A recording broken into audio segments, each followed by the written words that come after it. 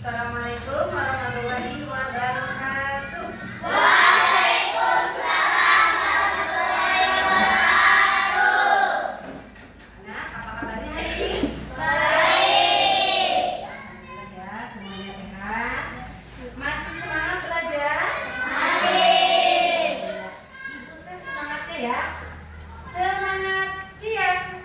Semangat siang, siang. Luar biasa. Allahu Akbar. Alhamdulillah semuanya masih kompak, masih semangat meskipun waktu sudah siang. Ya. Sebelum belajar, alangkah baiknya kita berdoa terlebih dahulu.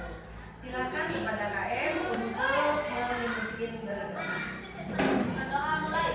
Bismillahirrahmanirrahim. Raditu billahi warzuqni fahman birahmatika ya arhamar rahimin. Amin. Baik, sebelum dilanjutkan, Ibu mau absen dulu. Hari ini Azmi hadir? Hadir. Ya. Kemudian Dika hadir? Hadir. Ya, alhamdulillah ya. Hari ini hadir semua ya.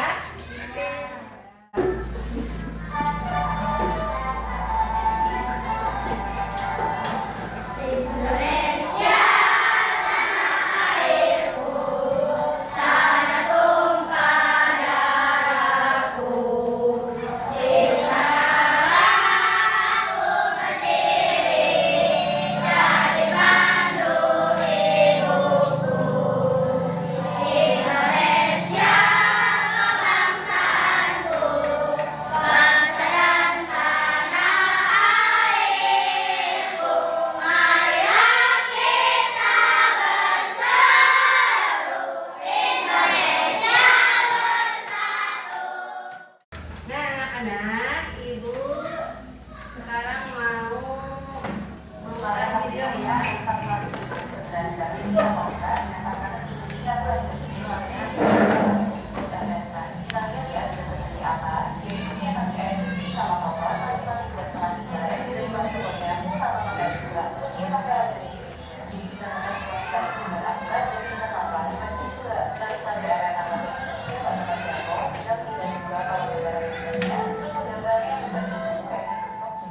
Nah, itu ya. Itu tadi video tentang apa? Robot yang bertugasnya apa? Membersihkan ya, membersihkan debu, mengepel dan menyapu lantai. Nah, apakah itu sama dengan pengepelan biasa atau penyapu biasa? Tidak. Itu namanya adalah mesin cerdas ya, mesin cerdas. Nah, itu yang akan kita belajar sekarang ya. Jadi ini tujuan pembelajaran kita hari ini. Yang pertama, kalian diharapkan mampu menjelaskan apa itu pengertian dan karakteristik KA ya. Kemudian yang kedua, diharapkan kalian mampu mengidentifikasi atau mengelompokkan mana yang termasuk mesin cerdas dan mana yang termasuk mesin non cerdas. Ya.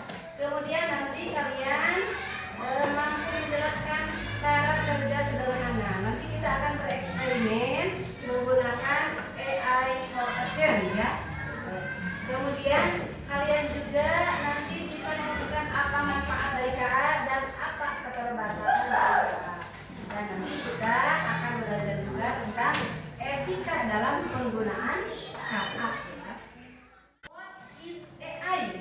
Apa itu AI? Apa itu KA ya? AI itu adalah artificial intelligence atau kecerdasan buatan ya.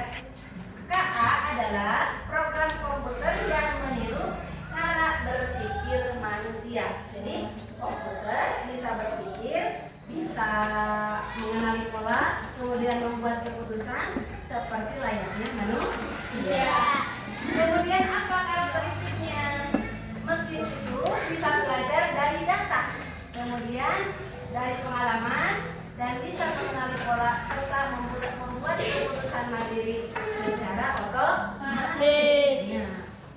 seperti tadi yang robot vakum ya.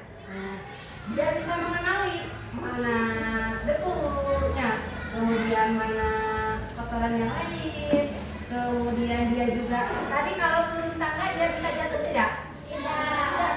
Tidak akan jatuh, ya tidak akan terjatuh. Dia bisa mengenali situasi di sekelilingnya. Nah, ini contoh-contoh dari mesin cerdas ya. Nah, sebenarnya kita sehari-hari itu sudah sering bersentuhan dengan AI atau KA itu ya. Terutama kalau sehari-hari itu di apa? Smartphone ya. Semua pasti sudah tahu ya, sering di smartphone itu ada aplikasi apa saja yang menggunakan AI atau KA?